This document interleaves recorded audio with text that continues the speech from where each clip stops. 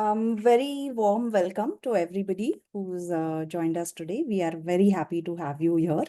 I'm Manasi and I work with the Bengaluru Sustainability Forum. For those of you who don't know us, Bengaluru Sustainability Forum is an inter-institutional initiative, and we look at fostering interdisciplinary and collaborative approaches towards finding towards a sustainable future for the city of Bangalore. We do multiple things like retreats, panel discussions, webinars, film festivals, exhibitions, workshops. And we also run a small grants program where we support local innovative on-ground projects in the city. The idea is to build this network of smaller initiatives which feeds into the larger goal of sustainability for Bangalore. We have Biome, APU, Azim Premji University, IIHS, Science Gallery Bengaluru, NCBS, and Wipro Foundation, which are our partner institutions. And we work primarily in the thematics of urban biodiversity, water, climate change, waste, and mobility. So over the course of this year, we have been working on a series called the Climate Charche series. Dr. Subbu, if you can go on to the next slide. Yeah. So the Climate Charche series essentially is an initiative to facilitate an understanding on the impact of climate change on the lives of citizens and how that interconnects with various public systems in the city. We wanted to better understand how communities and groups are adapting to local challenges. And we wanted to focus on resilience, on how we can build resilience towards all these problems that we are now facing in the city. And with that, we've been doing multiple engagements as part of Climate Charche series. We did a series of lectures for the architecture students at the CMR School of Architecture to give them a certain climate and sustainability perspective. We have done focus group discussions with communities in the city. And we have also engaged in a collaboration with C-STEP to do multiple engagements around the work that their teams are engaged in. And today's webinar is a part of that.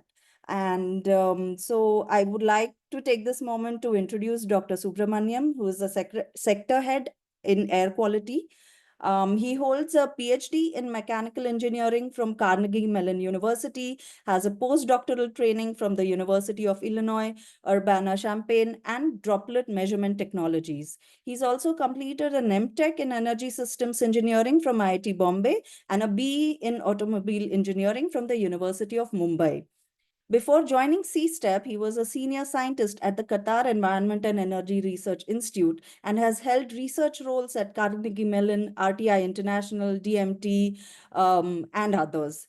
He's currently a research fellow at the Kigali Collaborative Research Center, a visiting researcher at OSU FLUV, and an adjunct professor at Carnegie Mellon University.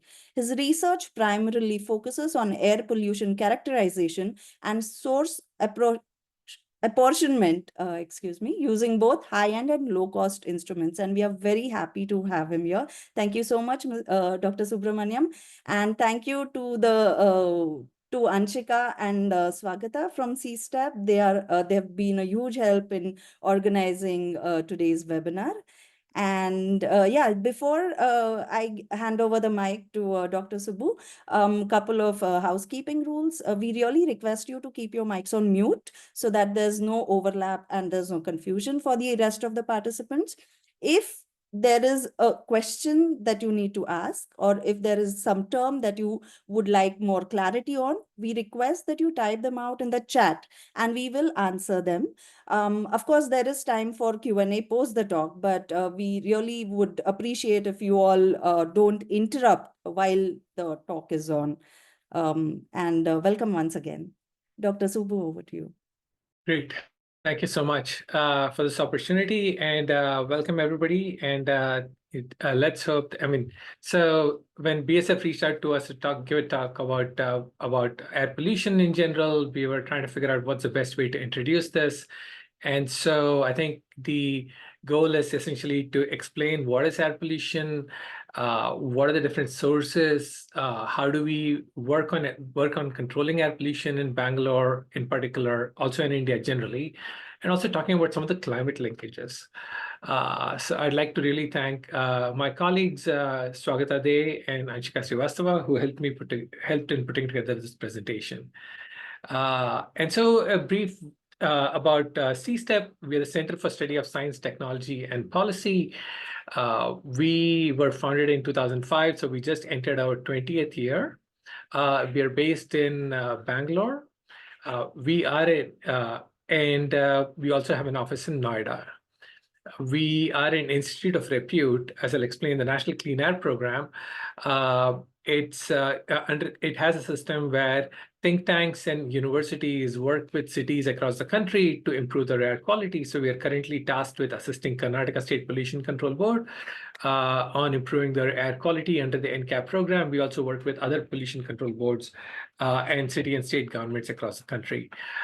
We use observations and modeling to develop air quality policies. We have research staff of about 20, almost half have PhDs, and our goal is to advance scientific air quality management in India through developing modeling observational policy tools that can be used to formulate new air quality policies and track their implementation. And as part of building the ecosystem, we will be sharing these tools with other think tanks and government bodies so we can collectively work together towards clean air for all. And part of our work, of course, is doing outreach and working with the community as well so that they understand air pollution and they can also do their part in terms of controlling air pollution, as we'll talk towards the end of this discussion. And so, as just at the start, what is air pollution? The World Health Organization defines or describes air pollution as contamination of the outdoor or indoor environment by any chemical, physical, or biological agent that modifies the natural characteristics of the atmosphere. And you might have heard of things like air quality index or PM 2.5. You might have even heard about ozone. Overall, these pollutants together, they're estimated to cause about 7 million premature mortalities. And what that means is that somebody who is expected to live up to a certain age, they don't live as long. You might have seen another metric of describing this loss of life or shortened lifespan, as in if you spend your life in Delhi, your expected lifespan is about 6 years lower, according to some estimates. In other parts of India, it might be 1 or 2 years. In some place like the US, you might be losing about 6 months of your expected lifespan if you're not exposed to high levels of air pollution above the WHO guidelines. And the pollution comes in two: one, that you're exposed to outside, when you're outside the house or outside of outside environment, that's ambient air pollution. That's estimated to cause about 4 million premature mortalities worldwide. And household air pollution, which a lot of which is what you're exposed to at home, oftentimes associated with solid fuel burning when people burn wood or cow dung or other solid biofuels for cooking or heating, and that's estimated to cause about 3 million premature mortalities worldwide. And both short-term and long-term exposure to pollution are linked to premature mortalities. There are also productivity impacts. It reduces, a number of studies have shown that it reduces productivity in physically demanding jobs. It's linked to neuroinflammation in the brain, so causes cognitive deficiencies. In utero air pollution exposure, that means if the mother is exposed to air pollution, then the fetus is as well. And that's eventually linked to reduced academic performance. And finally, in the climate linkage, there are super pollutants like black carbon. We call them super pollutants because they are a significant contributor to air pollution, but they are also climate forcers. And black carbon in particular is a short-lived climate forcer that I'll talk about in a little while. And so just briefly, black carbon, this is some work that we did last year when we launched a policy brief at last year's COP. Now COP again is starting next year in Azerbaijan, next week in Azerbaijan. And so the black carbon emissions from various combustion sources lead to increased melting of glaciers and snow and ice in the Arctic and the Himalayas and the Andean glaciers.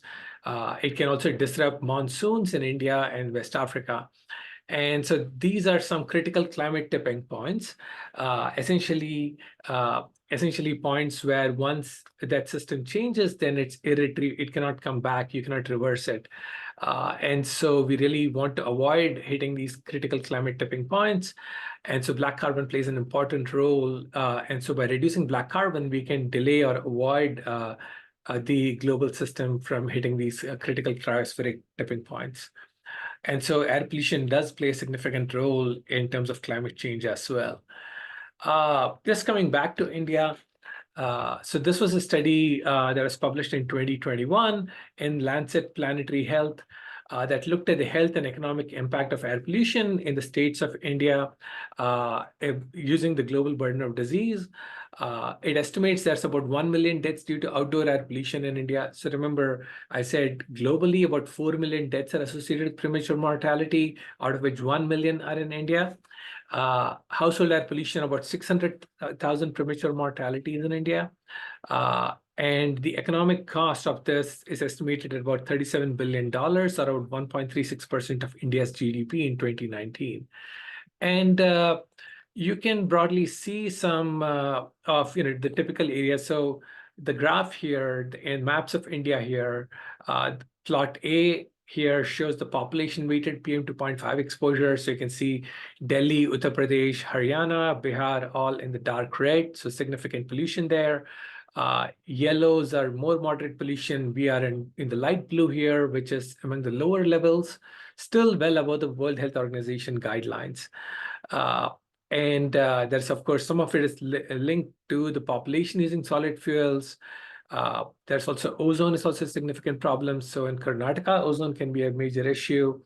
And finally, especially in the Rajasthan, Madhya Pradesh, Uttar Pradesh, North India, significant loss of GDP due to air pollution. And so it has both the health and economic burden in India can be significant from air pollution. And that's why we really want to reduce air pollution in India. And so these are some of the diseases that are associated with air pollution.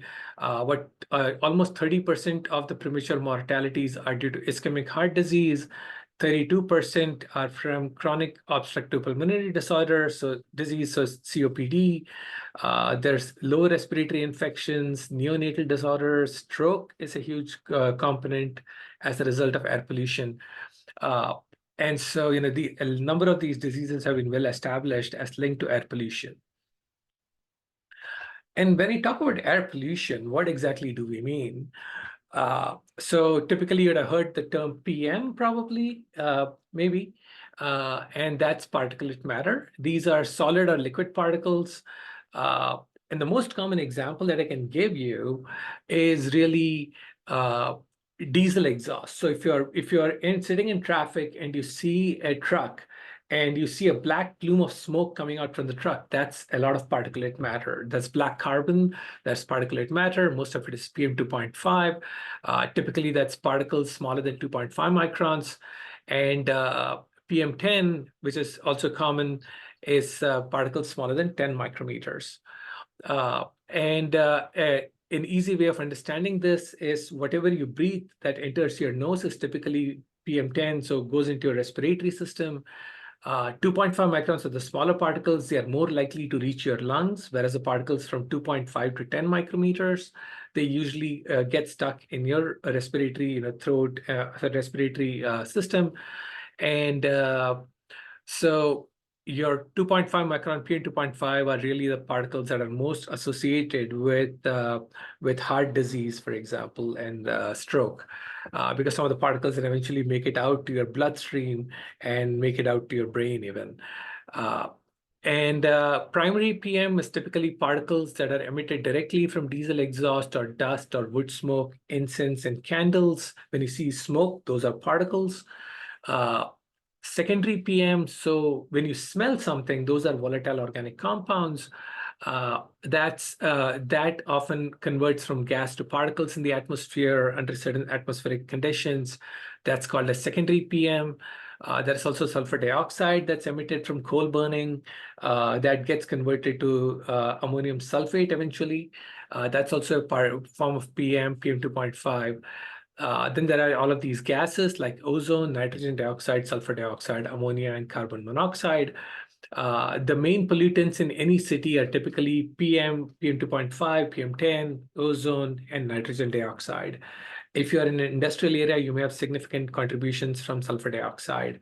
And then finally, going on to particular species, you have species like benzene and benzoylpyrene, and toxic metals like arsenic, nickel, and lead. So these are all the part of our National Clean Air Program as well.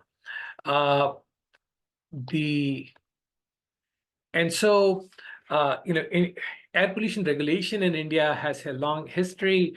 The Air Act was in 1981-82 and amended, and the National Ambient Air Quality Standards were set in 1994. We have had ambient air quality monitoring for a long time, and in 2009, it was officially renamed to the National Ambient Air Quality Monitoring Program, and a lot more stations were added. I'll talk about that in a minute. In 2014, we started talking about air pollution in terms of air quality index because for a simple reason that when you talk about PM 2.5 and I tell you it's 27 microgram per meter cube, you may not know what that means in terms of hazards. Is it healthy? Is it unhealthy? And so the AQI allows you to actually translate that into an easily recognizable metric. And then, of course, there's the Graded Response Action Plan. I think that came up in Delhi in response to the high pollution over there in 2017. Finally, the National Clean Air Program that I'll talk about launched in 2019. It is supposed to end in 2024, but then some states did not make enough progress, and so the timeline is extended to 2026, with targeting a greater reduction in PM10, which initially was 20 to 30%, and they said we can reduce it to 40% by 2026. You give a couple more years. So what are the National Ambient Air Quality Standards? These are set by the Central Pollution Control Board. They are the maximum concentration of the pollutants that can be present in the air. It depends on the averaging time period, daily and annual averages or 24-hour maxima. And they're set for 12 pollutants: PM2.5, PM10, sulfur dioxide, nitrogen dioxide, ozone, lead, carbon monoxide, ammonia, benzene, benzoylpyrene, arsenic, and nickel. Obviously, when I started talking about the World Health Organization, so that talks about the global studies all over the world, and basically looking at the guidelines the WHO selects are based on a large number of epidemiological and toxicological studies, and they say what is the minimum level at which at which health effects are still observed. And so the WHO says the PM 2.5 annual average should not be greater than 5 microgram per meter cube. The standard in India is 40 microgram per meter cube. For PM10, the WHO recommends no more than 15. Our standard is 60 microgram per meter cube. So there are definitely some differences in there that we need to watch out for. And some of this is rooted in the fact that our air pollution program is still very young. We still have a long way to go. So suddenly changing from 40 to 5 would be really difficult. But one thing to keep in mind is any reduction in air pollution will always bring a health benefit. So even if you go from 40 to 30 microgram per meter cube or 50 to 40 microgram per meter cube, you will still save a lot of lives in India. So you don't need to go all the way to 5 to save as many lives as possible or reduce morbidity and sicknesses.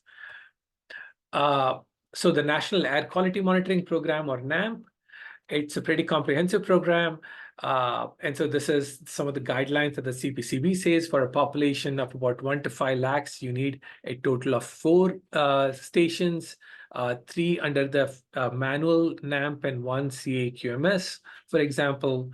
So the NAMP is largely a manual monitoring program where people collect filters twice a week for 24-hour average samples. And most of them are in the urban network. About 883 such sample collecting stations are operated across 379 cities.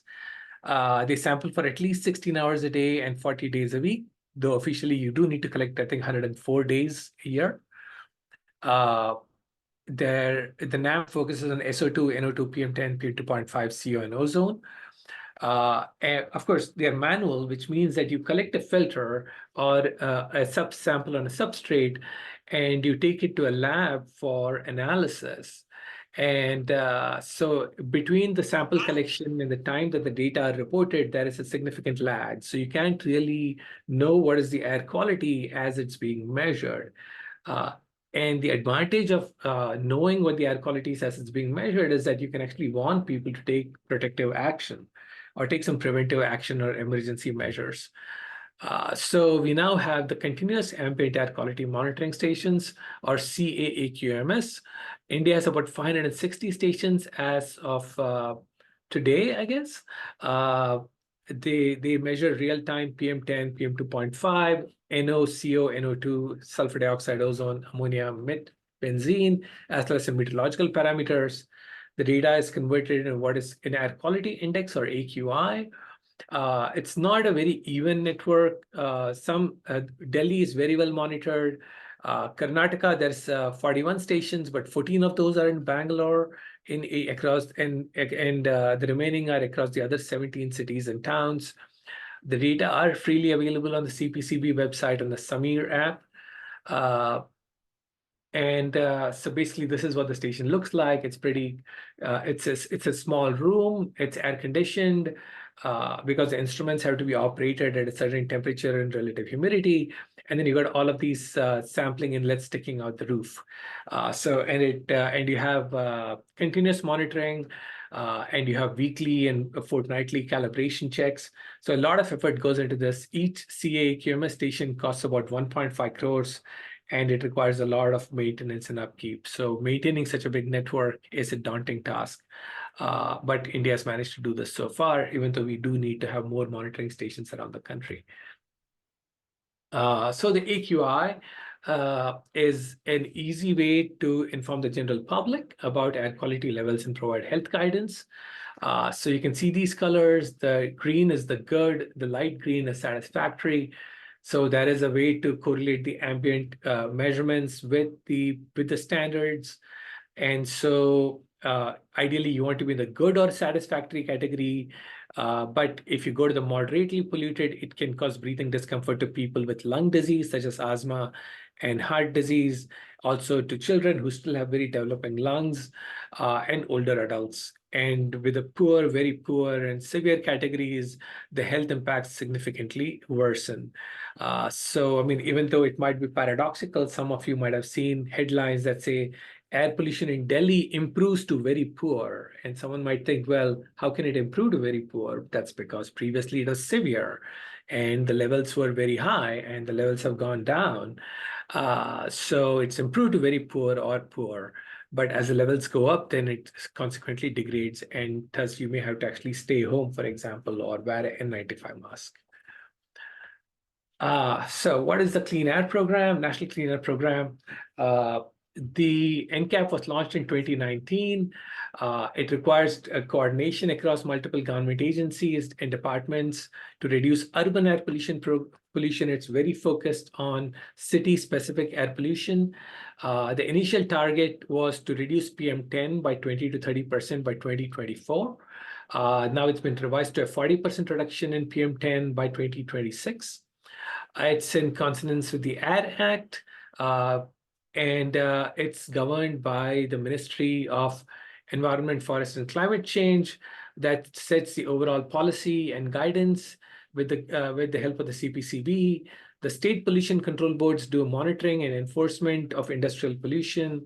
The actual implementation to take different actions is left to the municipal corporations like BBMP and urban local bodies like DULT, as well as, and then research and academic institutions, as well as think tanks like CSTEP, then provide knowledge support as institutes of repute to these government bodies.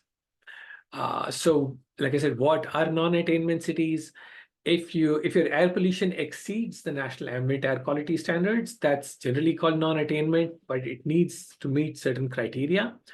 So, for example, 131 cities across India have been designated as non-attainment cities under NCAP. And that means the city where PM10 has exceeded the NACs for 5 consecutive years Or there are some cities that are large, like over 1 million population or 10 lakh population, that are also included in this. There's a few cities like that, like Chennai.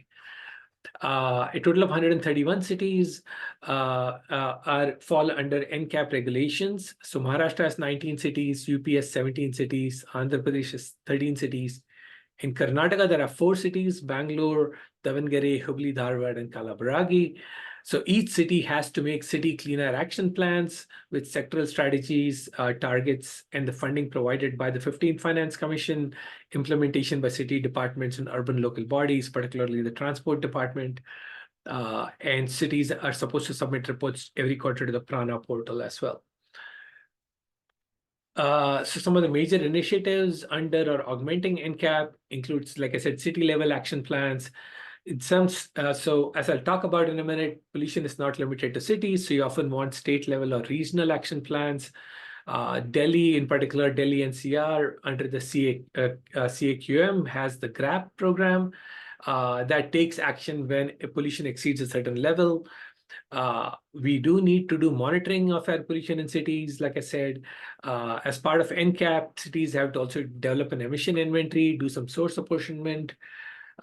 Emission inventory basically means where are the emissions in a city coming from, and what sources, there is an emission factor, for example, per truck, and then multiplied by the number of trucks, or industrial air pollution similarly.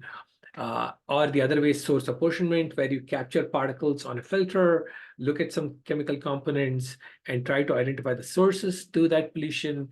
You can also do carrying capacity studies. For example, if you have an industrial area, you want to see how much you can add industrial activity to that area, whether it would violate the NAC standards, then you do a carrying capacity study. And of course, there needs to be capacity building for government officials. The national air quality action in India is still very nascent. And so government officials tasked with implementing NCAP need to understand what are the different what is the importance of air pollution, and what are the actions they can take to improve air quality.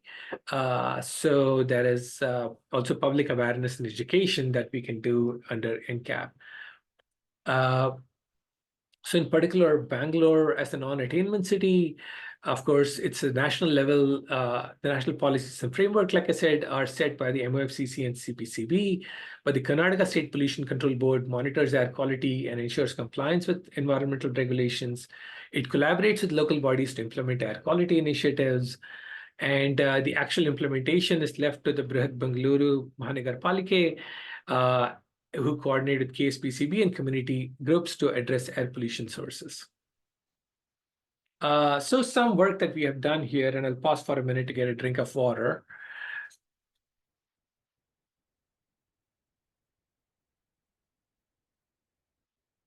So a couple of years ago, we conducted an emission inventory study of Bengaluru, the 60 by 60 square kilometer area around Bengaluru, around BBMP. And we did this at 1 square kilometer resolution. And we have published the results on our website, cstep.in. And we have shared this with the Karnataka State Pollution Control Board, who have used the results to identify hotspots in Bengaluru, and they're working on hotspot action plans accordingly.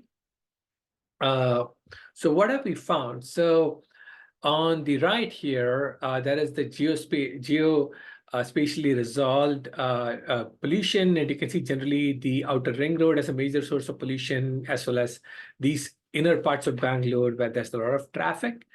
And so the transportation emissions, mostly from diesel trucks and heavy commercial vehicles and light commercial vehicles, we estimated them at 63% of the PM2.5 emission loads in Bengaluru in 2019.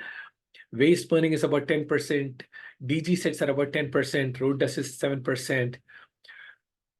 There's also restaurants and domestic sources and construction demolition.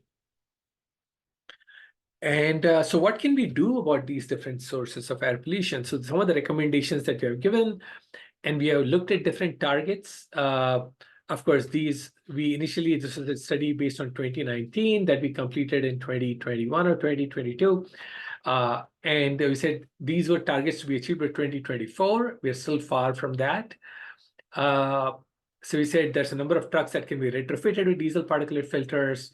or two-stroke autos to be replaced by CNG autos. Of course, a number of vehicles are increasingly electric, so that's helping the cause. BMTC has bought a number of newer vehicles, which are all BS6, which are significantly cleaner than the older buses. As well as there's a plan to buy a number of electric buses, hundreds of them. I think we already bought like 300 electric buses. We need to buy more. We need to definitely do some controls on waste burning, reduce the amount of solid biofuels that are being used, get more people using the Pradhan Mantri Ujjwala Yojana to have cheaper LPG, or other households can use induction stoves, and obviously do green construction, or ensure uninterrupted power supply so that we use DG sets even less. And so these are some of we can project it out if we implement this, how much is the reduction in emission load. But these are emission loads or tons per year. They don't really tell you what is the reduction in air pollution in terms of concentrations, or that microgram per meter cube. Your annual average standards from the NACs are based in PM microgram per meter cube, or ambient concentrations in the pollution you breathe. But the city-specific emissions are not the only contribution to air pollution in a city. Basically, you have industry as well as households and restaurants and other sources that emit pollution that are transported by the winds.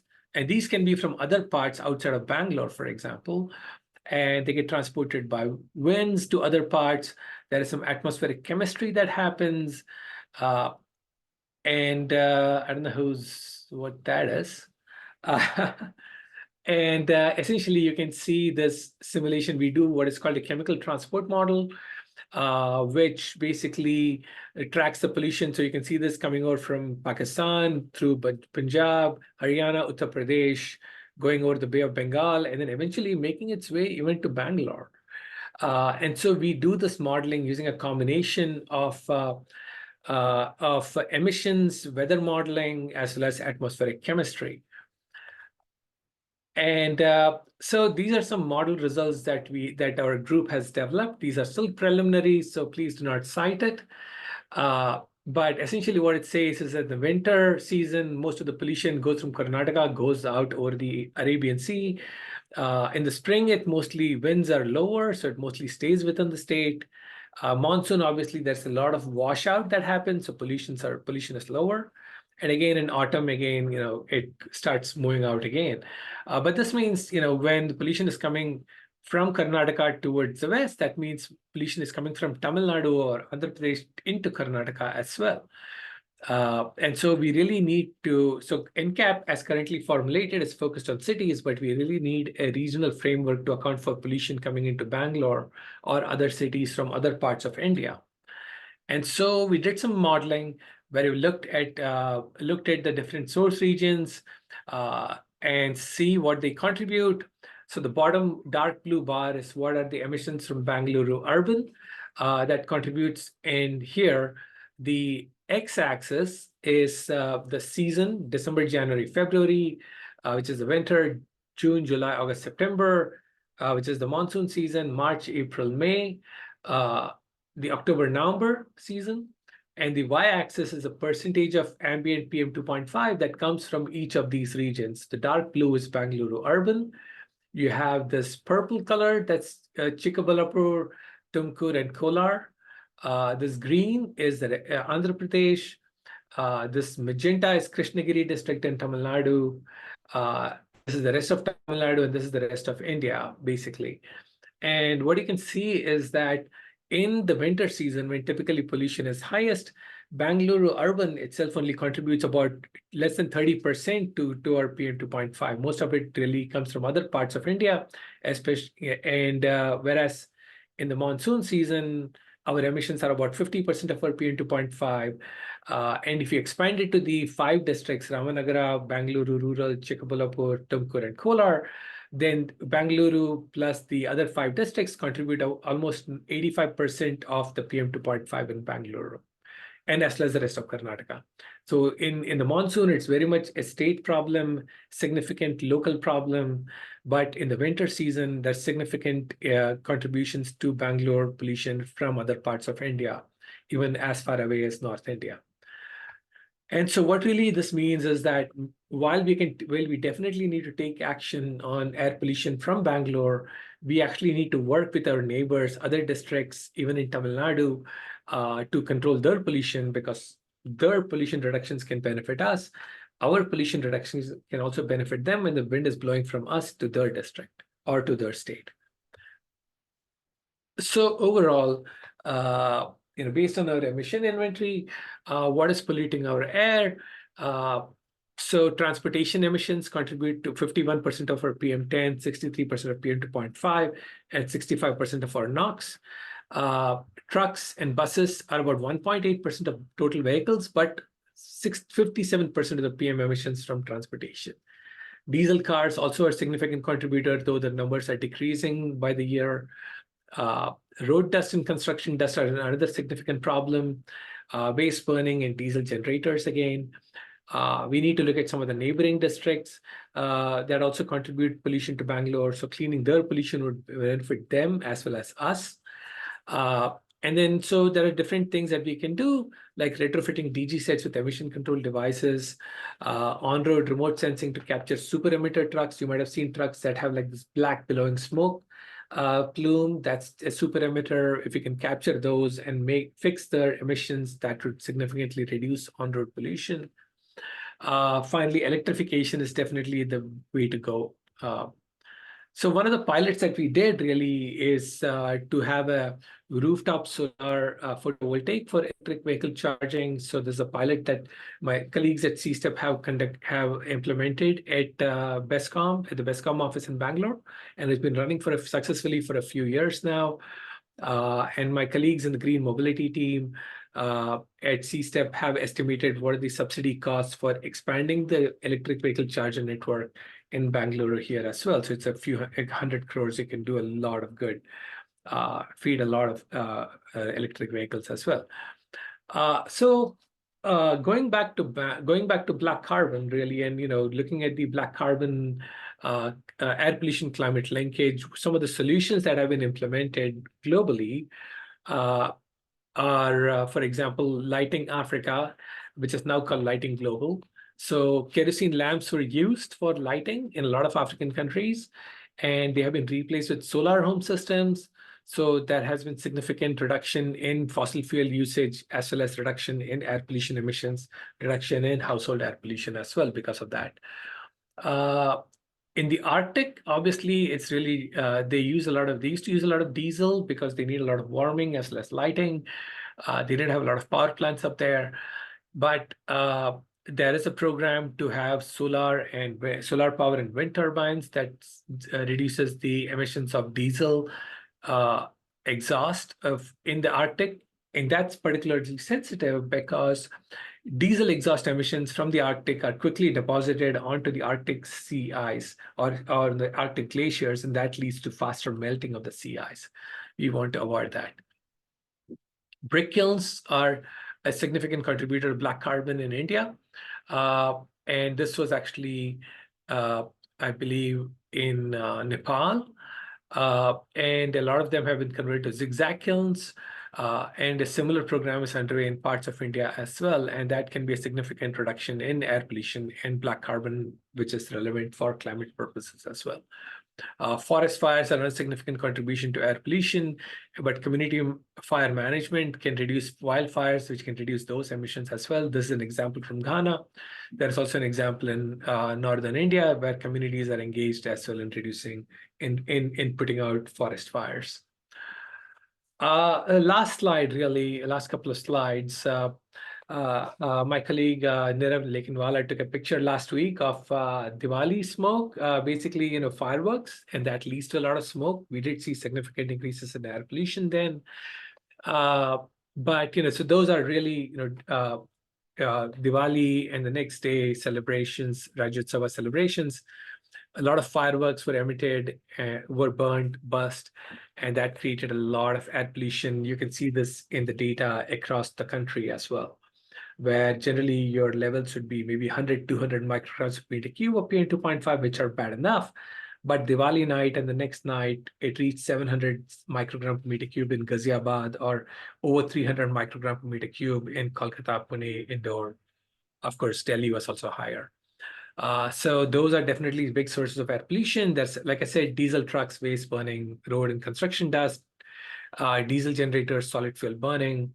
But you may not necessarily have a regulatory monitoring station right next to all of these fireworks. So how do you actually, or to some of these significant local sources? So how do you actually capture these hyperlocal hotspots and take action? That is something to think about as well.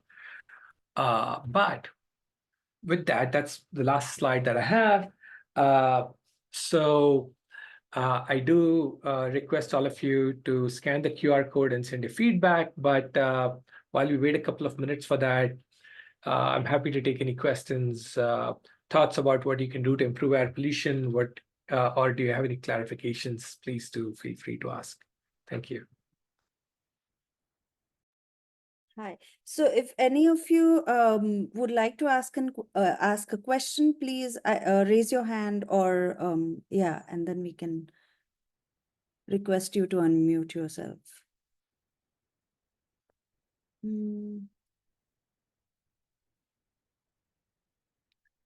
Yeah, there are a couple of questions. India's national ambient air quality standards are often higher than WHO guidelines.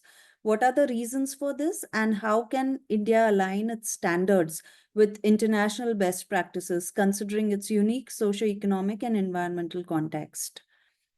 And the second question, should I just share it right away?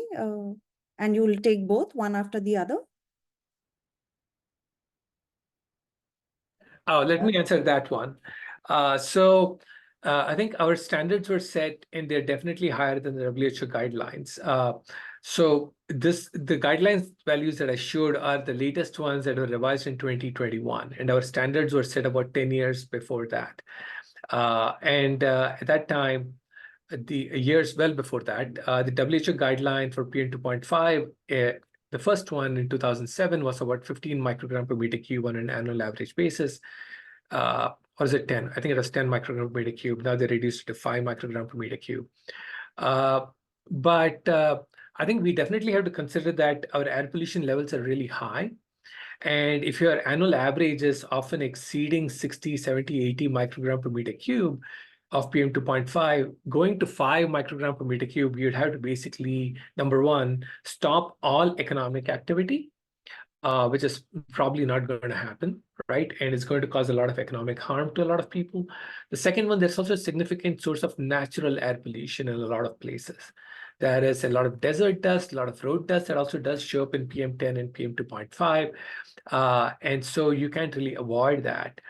But what has been recommended, or what we do recommend, the WHO has interim targets.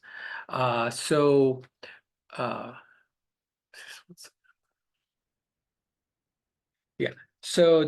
WHO has interim targets, and the first interim target is 35 microgram per meter cube for PM2.5, which is pretty close to the national ambient air quality standard of 40 microgram per meter cube. So going from 40 to 35, which is one of the targets that has been proposed, 35 microgram per meter cube across India by 2035, I think that would be a big step forward. Again, I don't want you to think that if you don't go to 5 microgram per meter cube PM2.5, you're not going to be safe. Any reduction in air pollution, you will be safer.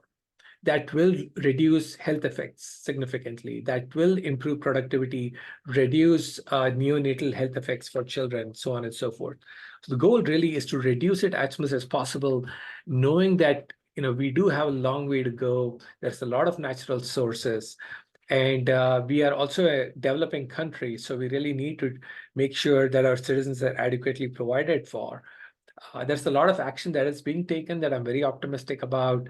There is the Pradhan Mantri Ujjwala Yojana, for example, which is replacing solid biofuels with LPG, which is much cleaner. There's also the big push for solar, rooftop solar as well, which will help reduce all of these a lot of these emissions. So a lot of action is being taken, and I think it'll just take some time. But again, any reduction is a benefit to human health and the economy as well. The next one. Yeah, the next one is, how do standard PM 2.5 concentrations differ from population weighted values?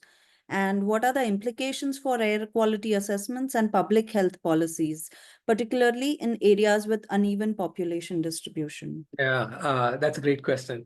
I think in a lighter moment, I would say, that the health, there's only a health impact if there are people living there and breathing it, right?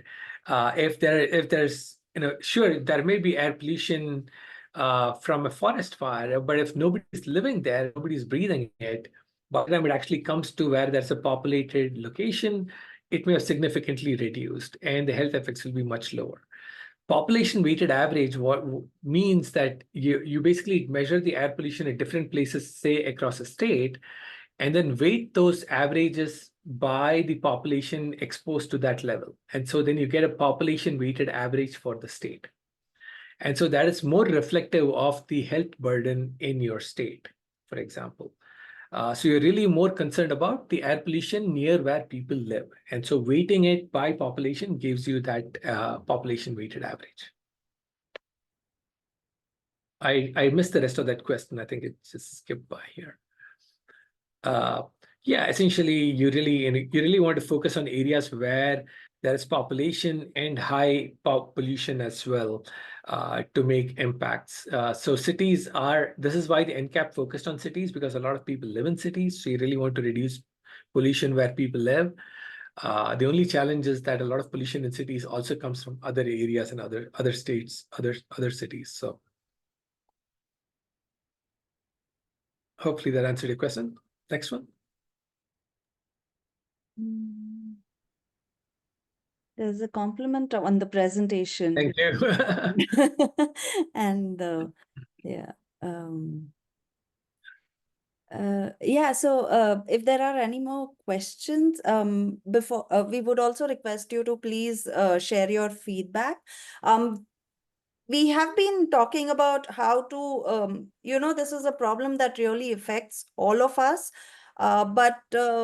and it has very far-reaching implications, but there's a lot that needs to be done, and there does not seem to be enough buzz from, from the people to sort of work towards finding solutions for this, or enough effort, in fact.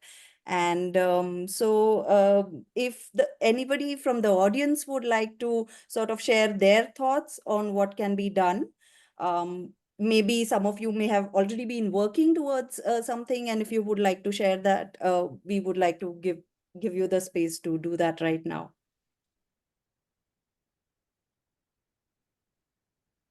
And while people are thinking about their suggestions for what you can do about your air pollution or what action should be taken, I believe this talk is being recorded and it will be shared on our YouTube channels. So I think we can provide the link if you send an email to BSF. Yeah. Mm-hmm. Yeah. One question I had, Dr. Subbu, was so a lot of times, probably people confabulate air pollution and climate change, but they are not the same. If you could talk a little bit about that and the impacts or the relationship between air pollution and climate change. Sure, definitely. So I think so you're right, air pollution is not the same as climate change. Air pollution is I think we are increasingly coming to the point where we do feel the effects of climate change today. But generally speaking, the impact of air pollution that you breathe in today is from sources that are emitting the pollution today, or within the last week or 2 weeks. Whereas the impact of climate change, a lot of it is really from carbon dioxide that was emitted decades ago. The carbon dioxide that is emitted today will still have impacts 100, 200 years down the line. And so whatever you're emitting now is warming the planet and will be warming the planet for the next 100, 200 years.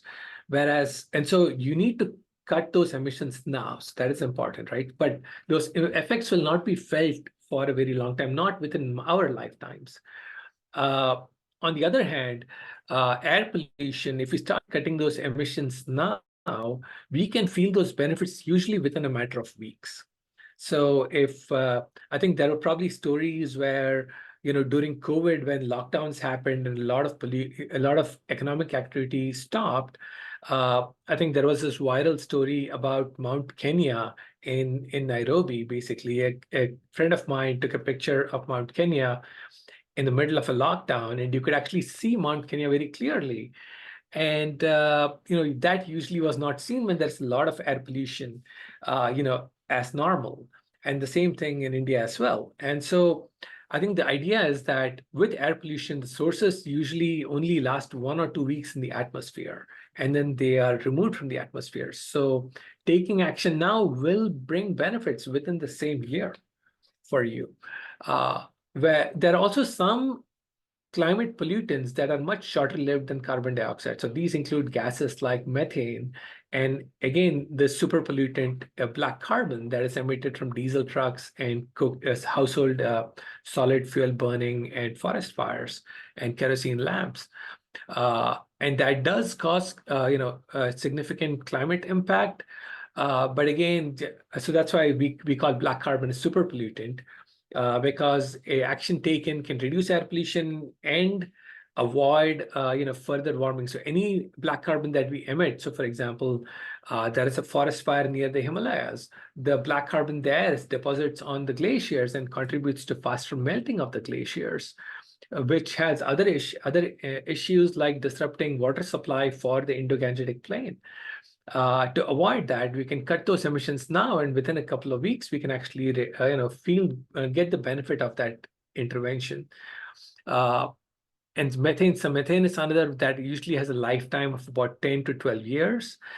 So even if but that has a huge climate impact. So one way to quantify the relative impacts of these short-lived climate forces like black carbon and methane is the relative climate impact compared to carbon dioxide. So something like methane, which is emitted from decomposing landfills, for example, that is estimated over a 20-year time frame to have an 80 times, the 1 kg of methane is equivalent to 86 kilograms of carbon dioxide in terms of climate warming impact. The black carbon, which has a lifetime of a couple of weeks, it's estimated to have that's called a global warming potential. So methane has a global warming potential of about 86 compared to carbon dioxide. Black carbon is estimated to have anywhere from 1,500 to 3,500 as a global warming potential. So you could have significant climate benefits and air pollution benefits by reducing black carbon, and those impacts will be felt within a matter of weeks. Yeah, thank you so much. So there's one question, and I guess if there is anyone else, we can take another question at the end of it, before we end. Is there any effect on biodiversity due to air pollution? And if so, how important that is to focus on? I mean, I do not have a good answer to that question. There are definitely significant impacts on vegetation, like ozone, for example, has a significant impact on agricultural crop yields. But yeah, and I think there's even impact. I mean, if we are breathing and we get sick, and so do animals, other flora and fauna, probably. And so we definitely want to try and reduce those impacts as much as possible. I do not know so biodiversity in terms of relative population of different animals or plants or whatever. I don't know the answer to that. There are definitely some plants I think that are more resistant to pollution than others, but I do not have a good answer to that question in terms of actual biodiversity impact. Sorry. definitely something to think about. Right. If are there any further questions? If not, I think we are almost at the end of the time in any case. But we really would, request all participants to please give their feedback. It helps us also to understand what more we can, focus on, or what are the other things that we should be covering, what other webinars we can bring you. So please do share your feedback. There's a scan and there's a link in the chat. And yeah, and we'll stay. I think we can just keep this up for another couple of minutes while people scan the QR code right. and submit their feedback. Right. And but before we end, once again, thank you very much, Dr. Subbu, for coming and giving us a chance to learn a bit more about air pollution. Usually, we feel like we know it, we understand it, but I think there's a lot more that a lot more attention that we probably need to pay.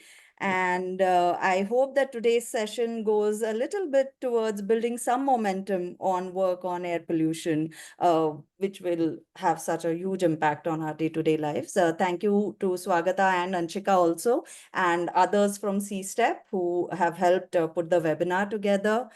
And thank you to all the participants for staying with us. And do reach Can I out. say something? Sorry. Yeah, please. Yeah, actually, so I think the one message that I would have for most people on a personal level, right? A couple of different actions that you can take. So waste burning is a significant component. So unfortunately, waste management is not super great in Bangalore, like many other cities in India. Indore is actually supposed to have a really good, waste management program, and there's almost zero waste burning in Indore. So it's the cleanest city in India. So one big thing that you can do is actually segregate your waste, at least do the dry and wet waste segregation, if not other types of recycling, for example. So that's one way to do it. The other way that I would say is try to do carpooling or try to use public transport, the metro, as much as possible. If you have a business, probably you should try and encourage more work from home or hybrid working policies so people don't use as much traffic, don't cause as much traffic, which causes congestion, also leads to greater pollution. If you're buying a new car, or probably buy an electric car, right? That's definitely better for the environment. And if you qualify for solar panels, definitely go for that if you can. Try to put solar panels on your house. That's a great thing. But yeah, I think, one other thing, I mean, if you ever notice at home, if you actually burn, incense and candles and diyas, that also does emit smoke and pollution. So you may just want to consider avoiding that. I have a little air pollution monitor at home, and my poor mom has stopped burning agarbattis after seeing the monitor going to the red each time she lights it up. So, but anyway, something to think about. There are definitely sources of air pollution at home as well that we can definitely take action on. Right. Thank you. Thank you so much for sharing those suggestions. And I hope we enough people start implementing them, and then we'll see the change. Thank Great. you once again. Thank you all. Thanks. All Bye right. all. Bye. Thank you. Bye.